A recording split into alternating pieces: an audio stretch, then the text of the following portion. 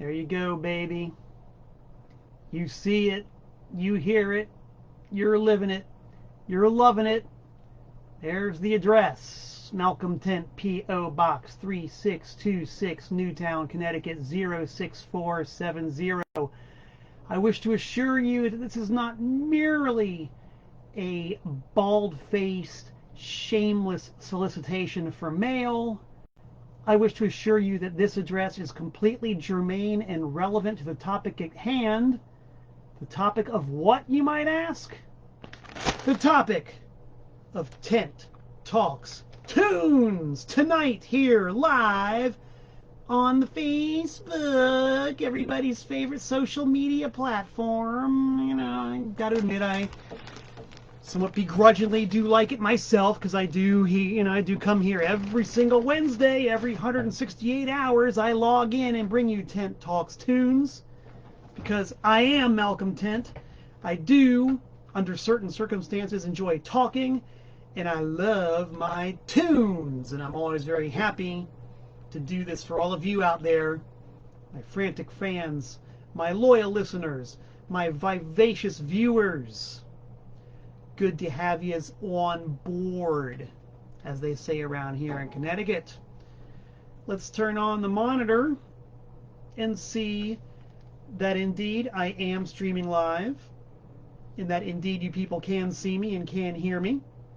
This is the only way I can do it. If I try to reach over and scroll, down on the screen, I can't see what I'm doing, and I really can't see your comments either. It's the only way to really do this with the technology in my hand is to use this handy portable monitor. And look, there I am. Isn't that a great art piece? Me watching you with the captions. Pretty cool. So if I see it, that must mean that you see it. And if you see it and I see it, that means we see it, which means we are on.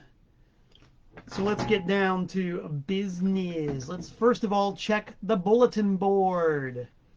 The bulletin board reveals actually not a whole awful lot going on, although I will mention, you might have noticed, the anti-scene poster. For the past couple of weeks I've been doing poster giveaways. All you got to do is personally message me, PM me on my page and say, hey, Malcolm Tent, you old creep, why don't you send me one of these posters? Some of you people have already written for the They Hate Us poster. Some of you have already written for the Malcolm Tent Man of Action poster. And just so you know, I have not sent out one single poster yet. Not a single one. Not one.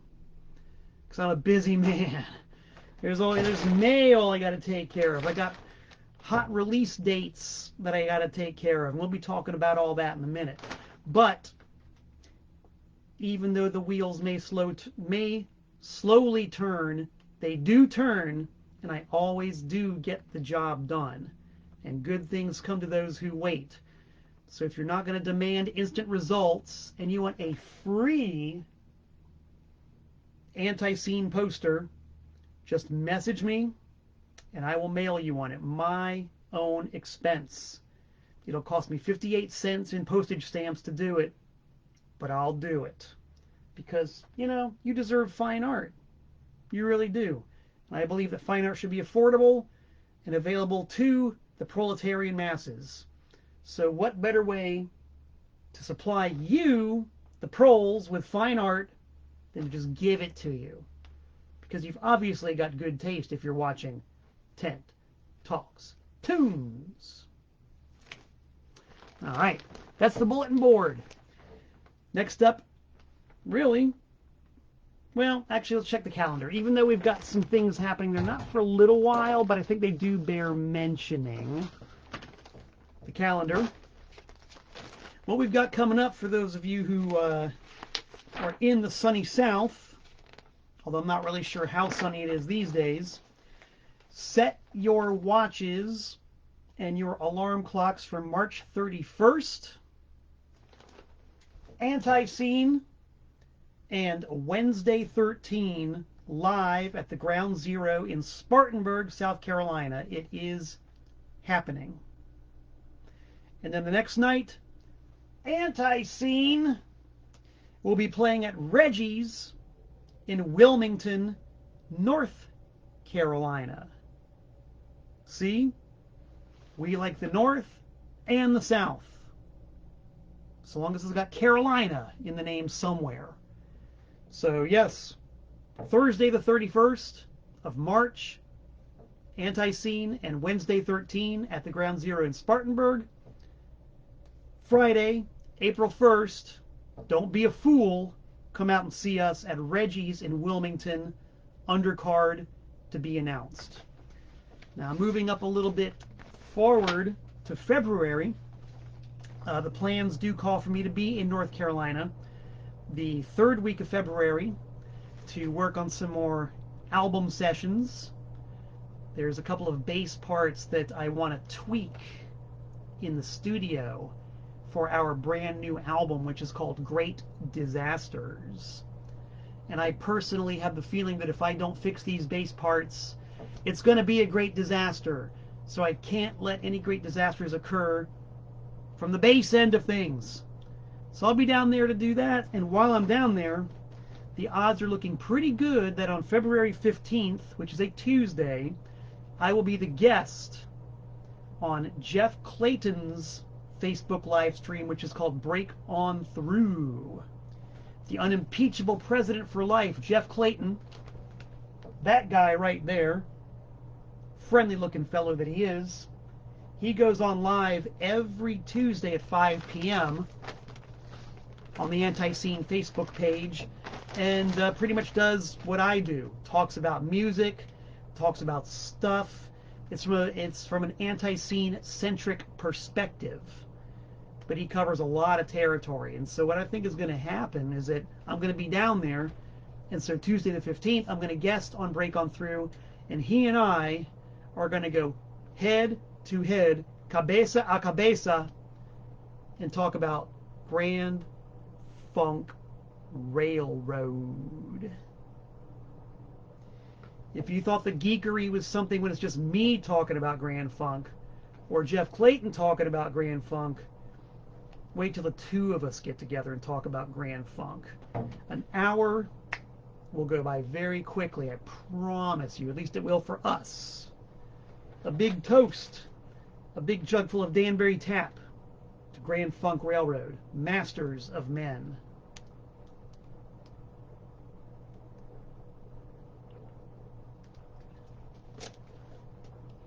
All right, we checked the bulletin board, we checked the calendar, now we're going to check the mailbox. And that's actually what the entire episode of Tent Talks Tunes is about today. The mail has been great this week. A lot of people have sent me a lot of cool things. And just by the sheer virtue of talking about the stuff I got and how it relates to other things, we got a show. So a lot of these, some of these have been opened up already. Some of these are hard reveals. And here's the first one. It's a big old bag. It's got my name written boldly, brightly, and proudly with my address, Malcolm 10, P.O. Box 3626, Newtown, Connecticut 06470. And it is indeed from the unimpeachable president for life himself, Jeff Clayton. And it's an envelope. And it's it's very bendy. It's not very rigid. No es duro, es suave. And suave is a word in Spanish. It's not anybody's name, just saying. This is a, what could this bendy thing be in a big old envelope? I know what it is, but you don't. But in a second, you will. So let's find out. We got the Million Mile Scissors. This is the pair of scissors that I use to cut all of the inserts for CDs and cassettes that I release on the TPOS label. For example, just last night I was cutting CD inserts for King Gizzard and the Lizard Wizard, Polygon Duana Land. I was also cutting CD inserts for the classic 1985 hardcore compilation War Between the States, South, which features, I'm just going to say, Power of the Spoken Word, The Landlords, Maggot Sandwich, Anti-Scene, Active Ingredients, Born Without a Face, the Rhythm Pigs, the Beef People, and a whole host of others. I've kept this thing in print for many years on CD and cassette. If you go to my Discogs and eBay page and want to order it, you'll get it, and you'll know that the insert was actually cut with this pair of scissors. And I call them my million-mile scissors because when you add up, if you were to lay out all the inserts that I've cut since 1983 or 84, probably comes to about 1,000,000 miles. And now we're cutting open envelopes. 1,000,000 miles, 1 inch at a time. What's in this envelope from Jeff Clayton? It is, as expected and suspected, the cartoon likeness of Jeff Clayton on a Slam Buddy. Yes, an uncannily accurate plush representation of Jeff Clayton. All the tattoos, the Sonny and Cher t-shirt, the scars, the blood. It is manufactured to scale. And you might say, well, why do they call this adorable plush doll a Slam Buddy? Because it's designed to slam. You can slam this thing. You can hit it. You can give it an elbow, a karate chop. Take the glasses off first. Headbutt. You can give it a body slam. You can give it a back suplex. And it's a lot of fun. And it's the only time, the only place, and the only way I can get away with treating the unimpeachable president for life that way, you know? I know that from experience. Jeff Clayton and I have been on the stage together, and there have been altercations. There have been conflicts. There has been physical combat. And every time that's happened, I've laid out on the floor, sprawled, sometimes covered in blood, sometimes wondering which bones have been broken, always in agony. And there are pictures. Yes, there are photos. Yes, I admit it. There are pictures. I don't care to think about it. It's kind of painful and unpleasant. But it is what it is. You know, what can I tell you? What can I tell you? That's why the Slam Buddy really comes in handy. I can practice my moves without risk of injury. And these are for sale on antiscene.com. And Jeff Clayton himself will put it in an envelope and mail it to you. Pretty cool, I think. Slam Buddy. Anybody who's ever visited my home, and believe me, there aren't many of you, but if you've actually been in my home, you've seen that I've got a lot of stuff. I got things all over the place. I've got my salt and pepper shaker. I've got my Stuckey's souvenir collection.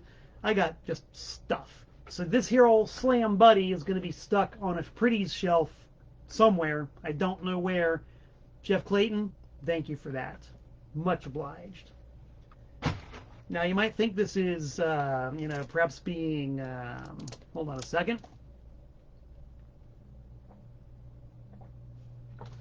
You might think this is me trying to curry favor by talking about Jeff Clayton so much, but the fact of the matter is, truthfully, I got not one, but 2 packages from the heel Prez himself. The second one is kind of like what more we would expect. Stiff and rigid. Hard. Tough. Fixed. Unyielding. Unbending. That's what we would expect. The kind of thing that if I hit it with my head, ow, it kind of hurts.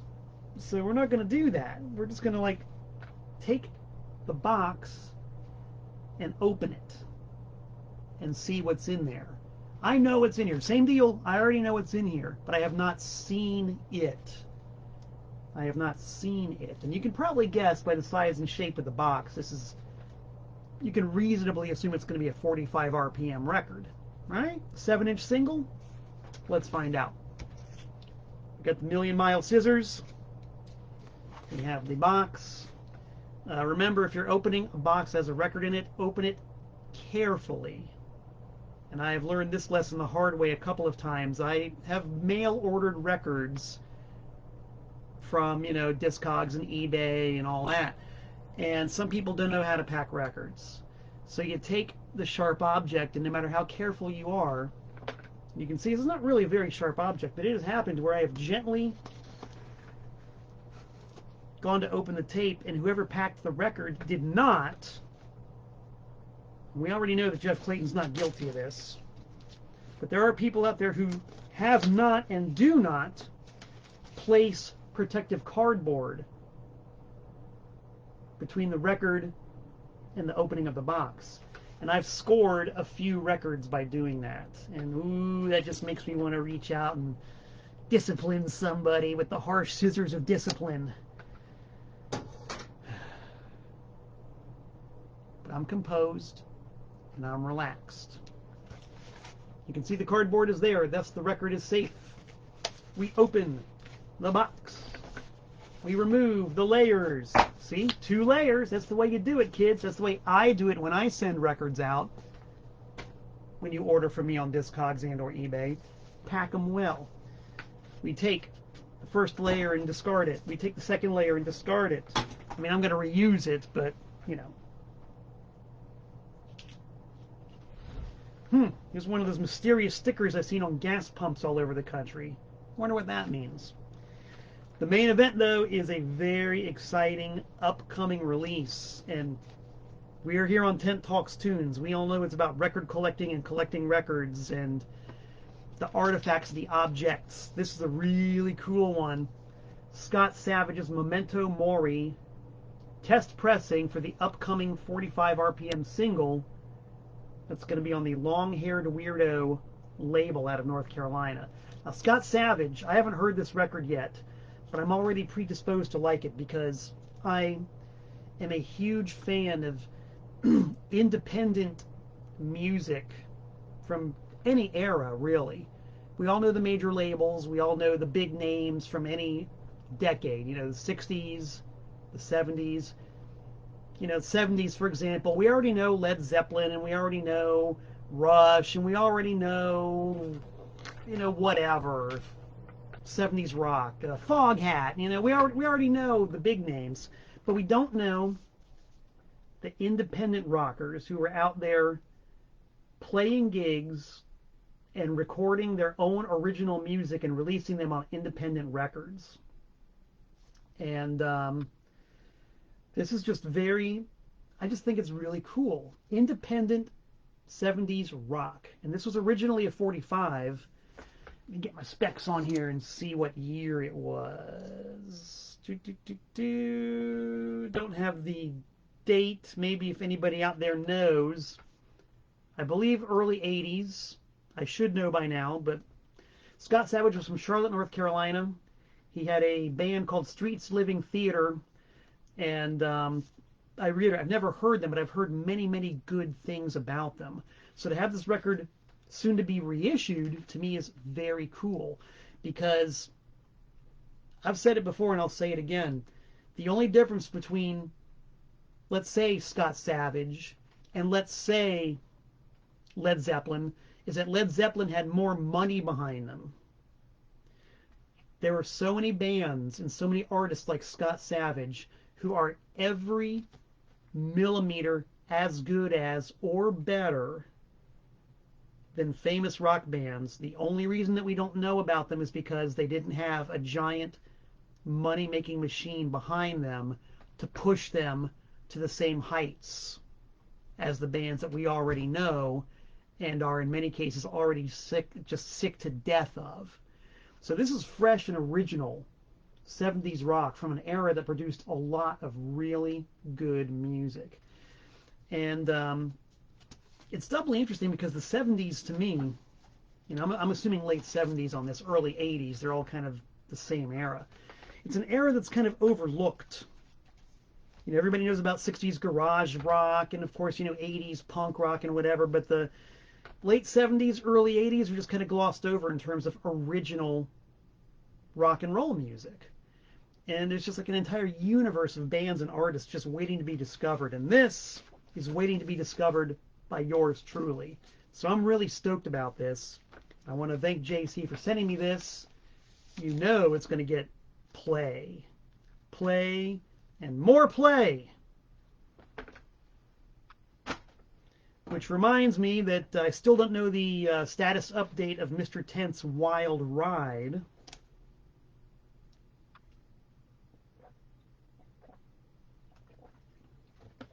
Which is my radio show on WNHU in West Haven. I've been doing radio down there since 2005. And of course, because of current conditions, I have not been on the air for almost 2 years. But I've been talking to the general manager of the station, and there are plans. We are going to get back on the air.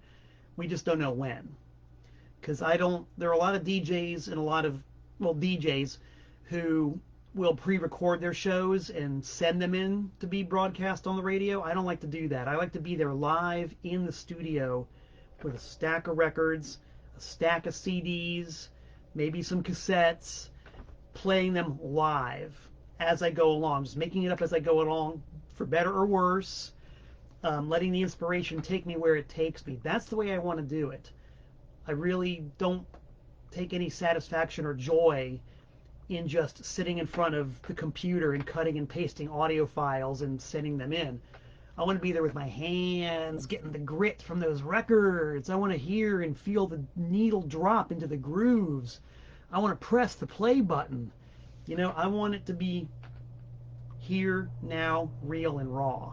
So when the circumstances allow it, you bet your sweet bippy I'm going to be on WNHU West Haven every Thursday night doing Mr. Tent's Wild Ride, playing lots of music. So let's get on to some more mail. But first, let me check the monitor and make sure everything is still going smoothly. Let's minimize and then maximize. It's the only way it works. I mentioned last week I'm in line to get a new phone too. So I might actually be using the phone to do Tent Talks tunes in the near future. We shall see. Oh yeah, we're still up and running. Everything's going on. Let's see. Yeah, lots of comments. Something about pecans. What is Tony Pradlick asking me about pecans? James Pogo wanted me to spit some green mist, the mysterious green mist, like the Great Kabuki. Sorry, I don't have the Great Kabuki skill set. There's a very tiny minority of people who can spit green mist. I don't claim to be one of them. All right, here we go. Another box, 7-inch, 45 RPM size and shape box. Once again, just like the first one, very sturdy. That hurt just as much as the first one did, but I don't care. I believe in the power of rock and roll, and I will do anything to entertain my watchers. So here we go. Another box, another record. This is from Ruined Records in Wilmington, North Carolina. Out come the scissors. Up goes the box. And I can, I've been doing this for so long, and I do my own packing and shipping so much, I can already tell that there is protective cardboard in this box. And you see, it's sealed, baby. This is not trickery. This is not flim-flammery. This is a sealed box. But Ruined Records, my man Josh Kelly out there, who also runs an excellent Facebook group for collectors of obsolete currency. I'm a big coin collector, and I collect paper money. I have all my life, basically. But this obsolete notes and currency site on Facebook run by Josh Kelly, man, that's a rabbit hole. So not only does he do records, he's a connoisseur of fine, obsolete U.S. currency. Paper money from many, many, many, many years ago. And I mean, I can get lost in that stuff. So that's a little plug for him. It's a product I believe in. I'm a collector, baby. So Josh, he packs them right. This is a record with protective cardboard. Let's find out if I'm right. I know I'm right, but let's find out. We slice it. We dice it. We do something nice with it. You're going to see it as I do. We pull open the flap. See? Told you. That's decades of experience And like I said, not only one, but two. That's the way you do it. Josh Kelly is a good man. Oh, yes, yes, yes, yes. I kind of thought this was going to happen. I kind of thought this was going to happen. And here it is. It is real. The dream has come true. The dream is made manifest. For the first time in, I think, almost exactly 30 years, we've got a brand new record by Mad Brother Ward. And this, to me, is very cool. Because not only is Mad Brother Ward the guitar player of Anti-Scene, but I have released Mad Brother Ward music on my label, TPOS. I released his first 7-inch single entitled Hated by All in 1991. And we have a Mad Brother Ward anthology release coming up on TPOS, a full-length career anthology of his entire recorded output. So I'm a fan of the guy. I'm not just bandmates with the dude. I really like what Mad Brother Ward lays down. It is nasty, dirty, gritty punk rock with that Southern fried tinge to it. I love it. And so he actually has released a brand new record called Ugly Life. And if this packaging is what I think it is, oh yeah, look at that. Not only is it on blue vinyl, but it's got 2 songs on one side. Oh yeah, look at that. That's awesome. It's got etching on the other side. You can kind of see it. You know, trying to do it like this doesn't really do it justice. You can kind of see it there. Ooh, that's pretty close. Yeah, look at that. Etched side, which is, and I didn't know this was going to happen, the Mad Brother Ward logo. Check that out. Prismatic, baby. So that's cool, man. This to me is what releasing records is all about. Colored vinyl, special bonus gimmicks, fun stuff to put in the sleeve, and punk rock to the max. Provided that there's no profanity on this one, and I probably can't guarantee that, I already know I'll be playing this on Mr. Tense Wild Ride when I get back on the air. That's just foregone. Josh Kelly, thank you so much. I'm sure if you people out there are interested, you can go to I don't know where exactly to get this. Look up Russ Ward, Mr. Russ Ward on Facebook. That's the Mad Brother. I'm sure he can hook you up. Josh Kelly also on Facebook. That's Kelly with 2 E's, Kelley. Look them up, and they'll hook you up. And get ready to have your ears pierced. And I don't mean like jewelry, baby. I mean like with an ice pick. So happy.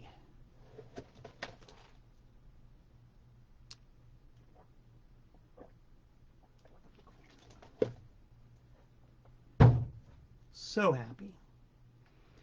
All right, let's continue onward. We got all kinds of exciting stuff. This is a package, an envelope from my pal Michael Lesser up in Canada, the great country of Canada. Michael Lesser is the artist formerly known as Milo, lead singer for the Gay Cowboys in Bondage. Now, I've talked about the Gay Cowboys in Bondage quite a bit here on Tent Talks Tunes. If you go to my YouTube channel, you can see archived episodes of Tent Talks Tunes, Tent Gets Tongue-Tied, Tent's Tongue-Tied. I've done episodes on the 1980s South Florida punk scene. I've done episodes on TPOS releases. I've done episodes relating to the great record stores of South Florida. And in all of those talks, the name of the Gay Cowboys in Bondage crops up. Gay Cowboys in Bondage were one of the bands in South Florida who I really looked up to and who musically I kind of aspired to be. The Gay Cowboys, in my opinion, they had it all. They had a hilarious name, great stage presence, top shelf musicians, they could write songs, they were funny, and they also would throw some serious topics in there. They would kind of slide some seriousness in there while you weren't looking and address some really important issues. So they really had the whole package. And, you know, the old saying about how your reach sometimes exceeds your grasp. I think that my band, Broken Talent, was always reaching to be as proficient musically as the Gay Cowboys, but we just couldn't quite grasp it, you know. And so I always thought if you married the Gay Cowboys with other South Florida bands such as Morbid Opera, and also some of the South Florida hardcore, or just Florida hardcore bands like Sector 4, Roach Motel, Rat Cafeteria, in my mind, Broken Talent was trying to sound like an amalgam of all these bands. Don't think we ever pulled it off quite like that, but we did a pretty good job at doing what we did. So anyway, thanks to the wonders of social media, Mike and I have reestablished contact, and I asked Mike for permission to reissue the Gay Cowboys in Bondage discography on TPOS. And Mike very graciously said, yes, please do. And so that's going to be happening. I'm not exactly sure when, but the wheels are in motion for that. A full career spanning Gay Cowboys in Bondage retrospective, cassette for sure, CDR for sure, maybe CD, I'm not for sure. Not for sure on that one. It's possible. I have to do some cogitation. But Mike has supplied me with a lot of materials. He's supplied me with a genuine, bona fide, unreleased Gay Cowboys in Bondage song that no one had ever heard before. Awesome. It's a good tune. He's also, in this envelope, this is not quite a hard reveal because I just had to look at it when it got here because I love this stuff. Inside the envelope we have, there it is, not only a handwritten note. Messenger is fine, but handwritten note, baby, that's even better. A handwritten note on a piece of lined notebook paper with the original reel-to-reel tape for the Gay... Oh, fuck me, gee.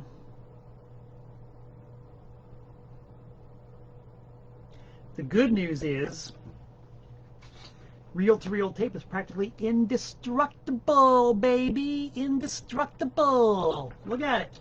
It's still there. Even if the reel broke, I could just spool it onto another reel. Even if the tape fell out all over the goddamn floor and unraveled, I could still take a fresh reel and by hand wind it onto a new reel. Not like a digital file, which once corrupted is gone forever. This is permanence, kids. Permanence. And you can see it's got the white patina all over it. It's starting to get a little bit mildewy. That can be taken care of. That can be fixed. That's an easy fix. This is the real deal, kids. I'm going to be spooling this up on my vintage TIAC reel-to-reel tape player. And I'm going to make an instant digital transfer of this. So I have the direct signal from the reel-to-reel. And I'm pretty sure that's what I'm going to use for the reissue of the Gay Cowboys demo tape. We're not gay, but the music is. The anthology is going to have that. The Owen Marshmallow Strikes Again 7-inch. And the one unreleased bonus cut. To me, that's a real feather in my cap. That's really, really cool to be able to do that. So, Mike, thank you for letting me do the reissue. And thank you for actually sending me the tape. The tape. That's it, kids. It doesn't get any more genuine than that. I'm not going to fling it across the room. I did that once already. I'm going to gently place it here on the desk. And a toast to Mike and the Gay Cowboys in Bondage for helping this young snot-nosed punk kind of see one of the ways to go. Cheers and mazel tov.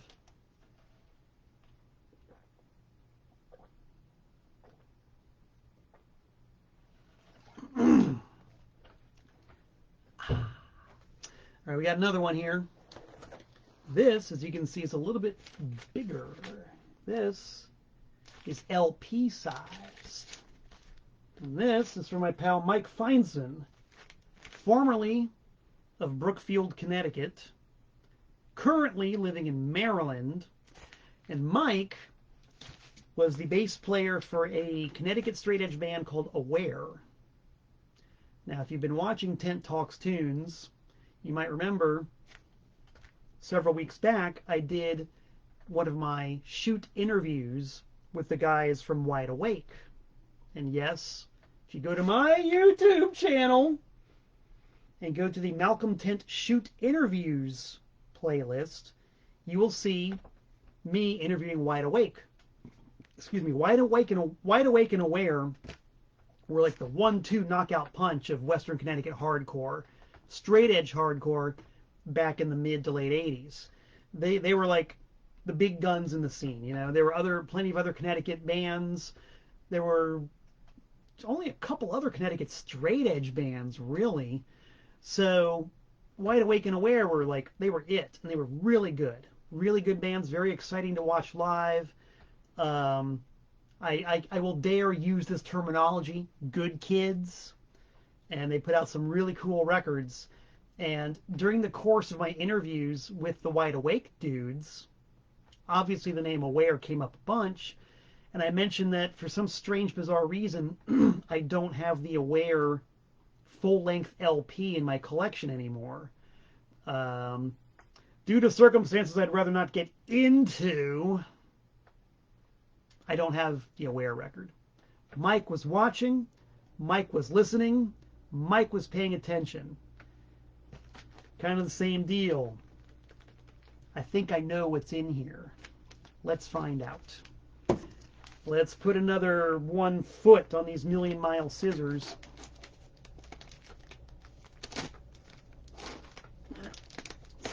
Side here. All right. Pretty sure I know what this is. I'm pretty psyched to. I think I can safely say that now, finally, after an almost 10-year absence, that the the Aware album is now back in my personal collection. Mike, thank you so very much. Look at that, sealed even. That is a sealed copy of Aware's one and only LP. And look at that. Handwritten note, baby. That's the note of authenticity. Look at those young guns. Look at them. Very cool. I'm going to be torn as to whether or not to crack this open and listen to it. I'm sure I could look it up on YouTube. One would think, right? But I would always rather play the record. I would always rather drop the needle on the groove and listen to the vinyl itself. So I just might be sacrilegious. You know, the collectors are just totally shirking the very idea right now. They're cringing at the thought of it. You're going to take a record from 1988. 88? I believe 88. A record that's been sealed for the better part of 34 years and cracking it open? Heresy! But I just might do it because it's the listening experience. The listening experience. That's what it is. Let's see if you guys have anything to say about that. What do you think? I'll leave it up to you, the people. What do you think? Should I crack it open and listen to it on vinyl? Or should I just go ahead and look it up on YouTube and play it on my computer? Let's see if there's an opinion on this matter. I know we've got a bit of a delay here, but I'm going to find out anyway. Let's look at the monitor and let's see what you people have to say and think about this burning, crucial issue. Let's see. Once again, we've got to stop. Got to go back. Got to reboot here. Going to Facebook on my Teleo phone. So the question is, should I crack it open or leave it as is? And by the way, the first thing that showed up on my phone was the proper note of Josh Kelly's currency collecting group. It is the Obsolete Currency Note Collectors. Obsolete currency note collectors. If you dig old paper money, or just want to look at some old paper money and see what all the fuss is about, go there. Obsolete currency note collectors.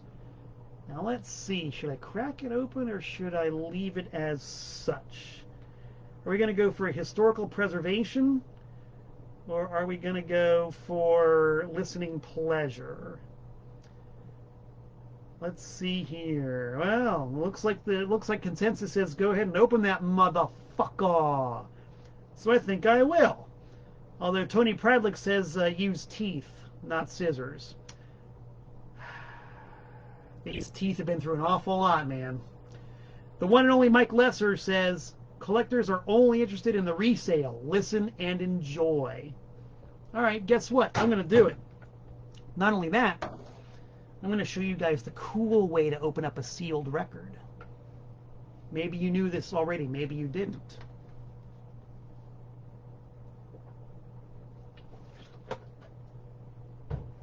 Maybe you knew this already, maybe you didn't, but there's the cool way to open records. I'm going to share it with you. This is presuming that it's going to work. Y'all might not notice because I usually shoot from the sternum up. I'm kind of like Elvis in that regard. But when I do Tent Talks Tunes, I like to be comfortable. Comfortable. Also, fashion coordinated. So with my plaid lumberjack shirt, I've got my plaid jammies. Very warm, very comfortable. This trick works best on denim. Let's see if it works on jammies. Edge of the record, trousers.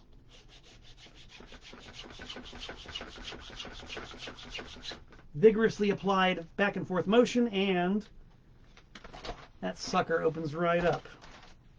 You don't have to torture your thumbnail. You don't have to use your teeth. You use the very controversial thing these days that they call science. So look at that. For the first time in 34 years, it's been opened, and if you guys are as geeky with records as me, you know that this is what we do. Take a whiff of that vinyl that has not been ever seen, heard, or felt by human eyes, ears, noses, or throats. Smells good, baby. A freshly opened record smells good. Look at that. Yeah, there it is, all right. Gosh, I've not seen one of these in forever. There it is, baby.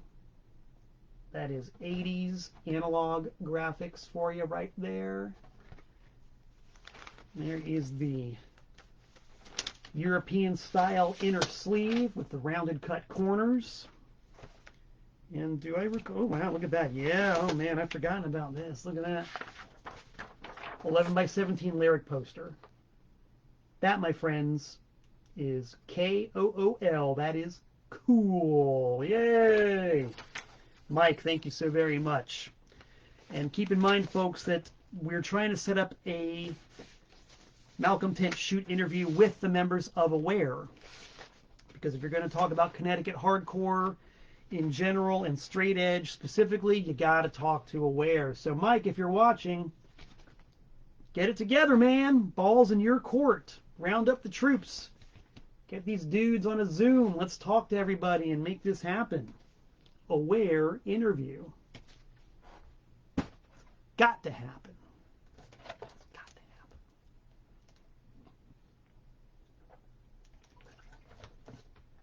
While I was checking my monitor, I just briefly caught a glimpse of a comment from somebody who said, hey, that new G.G. Allin CD you released rocks. And it reminded me I got to shill that a little bit. When you talk about stuff that's never been heard or seen before. And I said it before, some people like the guy, some people hate him, but I'm fascinated by G.G. Allin, and last week was the official drop date for a brand new, never before heard set of recordings called I'm Not Drinking Tonight. This is G.G. Allin and the Disappointments live in Michigan in 1991.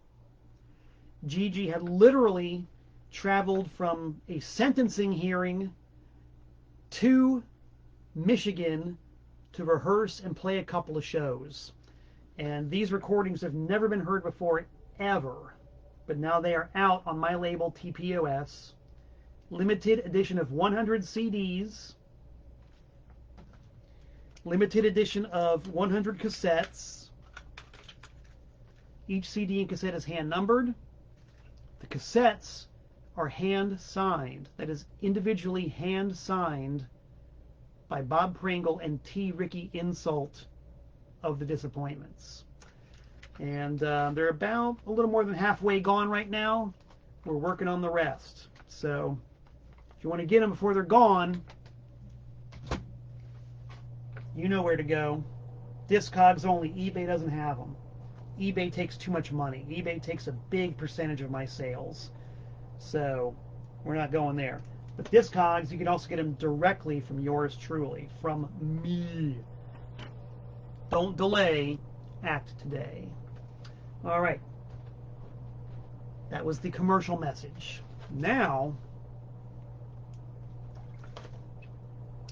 we got the final piece of mail, and this is not really a piece of mail. This was going to be mail, but I recently had the occasion to visit with my old pal Tony Pradlick. Tony Pradlick, if you guys are from Western Connecticut or extreme Eastern New York, may know Tony as the proprietor of Rockin' Rex. Yes, Rockin' Rex down in Yonkers. Rockin' Rex was one of a number of really cool record stores that we had in the area. And as I was looking at this package and the contents thereof, I just started to remember, like, we really had a lot of cool record stores. And I had to write them all down because there were just so dang many of them. Obviously, first and foremost, Danbury's Trash American Style. What can I say? Of course, any of the proprietors of any of these stores would naturally say that their store was first and foremost, and their town is first and foremost. As well they should. As well they should. But this is Malcolm Tent. This is Tent Talks Tunes. So of course I'm going to say Trash American Style. Number one, baby. With plenty of honorable mentions. The aforementioned Rockin' Rex down in Yonkers. There's Mad Platters in Carmel. Platter Connection, which was way, way out east in Connecticut. I forget what town it was in, but they were around for quite a while. We had High Point Records in New Fairfield, Connecticut, run by my friends Tony and Pam, who I have not seen in a very, very, very long time. Hope you guys are still out there and doing well. We, of course, have Brass City Records in Waterbury, which has been mentioned many times on Tent Talks Tunes. And, of course, across town in Waterbury, there's also Phoenix Records. We had Secret Sounds down in Bridgeport, owned by the great Chris Raz. I know Chris Raz is on Facebook. Hello, Chris. Chris is currently in Athens, GA, running a record store called Secret Sounds. Wouldn't you know it? You can take the Raz out of the record store, but you can't take the record store out of the Raz, and the Raz will eventually end up back in a record store. That's our genetics. We got Jerosa Records in Brookfield, who are still at it. Rainbow Records, who were in Ridgefield. Only went there once or twice back in the 80s. Cutlers in New Haven. And downstairs from Cutlers, you had Rhymes in New Haven. Boy, I spent a lot of money at Rhymes. I'm sorry, Rhymes was upstairs.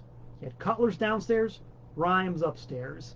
And Maury over at Rhymes parted me with many, many dollars over the years. Oh, yes. Mystic Disc, way out on the shoreline in eastern Connecticut, who I'm pretty sure are still there. And Johnny's Records in Darien, who I believe are also still there. So that's just like a, and I'm sure I missed a few. You know, I have no doubt that that's not a comprehensive list, but man, 80s and 90s record stores, we were going great guns. There were lots of us. So anyway, I had an occasion to visit Tony, and we had a delicious vegan Filipino meal. It was yum, scrumptious. And before we left, Tony handed me this package that he said he was going to mail me. But since I was there, why mail? So here it is. We're gonna pretend this is mail. This is quite a care package. I don't know if I can show all this to you without causing a great big spill. A lot of damn stuff in here.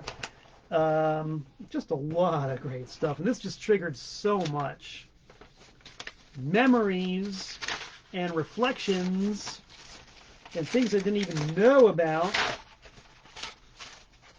How about this? This is a repro, but it is still a poster for the first ever Soundgarden East Coast appearance, or one of them. I believe, what venue was this? At CBGB, baby. CBGB. Opening for the band Freaks. We had a couple of 7-inch singles out. I believe on... Tony, if you're watching, what label was Freaks on? And where were they from? And how did they occasion to have Soundgarden as their opening band? I mean, I know how that happened. But who were Freaks? Where were they from? What did they have out? Please advise. And other fun stuff, man. There was a great venue in White Plains, New York called the Left Bank. And apparently Tony was down there doing what I do at shows. He had that tape recorder aimed at lots of bands, including the Cramps. There's a CDR of the Cramps live at the West Bank in White Plains. I am excited to hear this because I love me some Cramps. And I've never seen or heard this show before. So this is very cool. Very cool. And if you guys are from around this area, you'll know how bizarre it is to think of any shows happening at all in White Plains. I've never once seen a show in White Plains. And I've been living here since 1986. But apparently there was something happening, and Tony's got proof of it. The Cramps played White Plains. God damn. Here's the Termites Rocksteady album on Studio One, and there's something from the Left Bank. I'm not exactly sure what it is. A promo pack about what I'm going to guess is the history of Rock and Rex. We got a zine. All kinds of stuff here. There's also a zine that is a tribute to Noiseville, an entire thing here devoted to Noiseville. And once again, if you go into my YouTube channel, I did an entire episode of Tent Talks Tunes devoted to the great Noiseville record label from Yonkers. So here's some printed evidence of it, and just flyers. I mean, this is great. You know, as much as I enjoy cruising the net, as much time as I have spent reading blogs and watching YouTube and all that, there's still nothing better than the physical object and reading something off a piece of paper and listening to a CD. This is the kind of stuff I love. Real wild, crazed music from the 60s. Love this stuff. And I'm sure that as time goes on, you'll probably be seeing me sporting a Rock and Rex t-shirt on Tent Talks Tunes. I only endorse products I like. And there it is. So Tony, thank you for that. I haven't even begun to dig into this stuff. This is going to be a long time project. But it was really cool to hang out with yous and meet the family and grab all this stuff and give me something to talk about on Tent Talks Tunes. Woo, dog it. I think it just about wraps everything up, man. We've gone through everything. Mail and the absolute joy of physical objects and artifacts and handwritten notes and flyers and just all this really cool stuff. So I'm going to say that if you're watching, you enjoyed it as much as I enjoyed talking about it, because we are all children of the record stores. We are all children of the independent record labels. We are all products of our own underground society. And so it's really nice to be able to wax rhapsodic about it every week with you out there on the internet. And hopefully sooner than later, back on the radio and or in person. So that pretty much wraps it up for me. I want to thank everybody for tuning in, turning on, and dropping out of your mind with Tent Talks Tunes. I do indeed plan to be back in about 167 hours time. So until we meet again, this is Malcolm Tent saying so long from the Nutmeg State.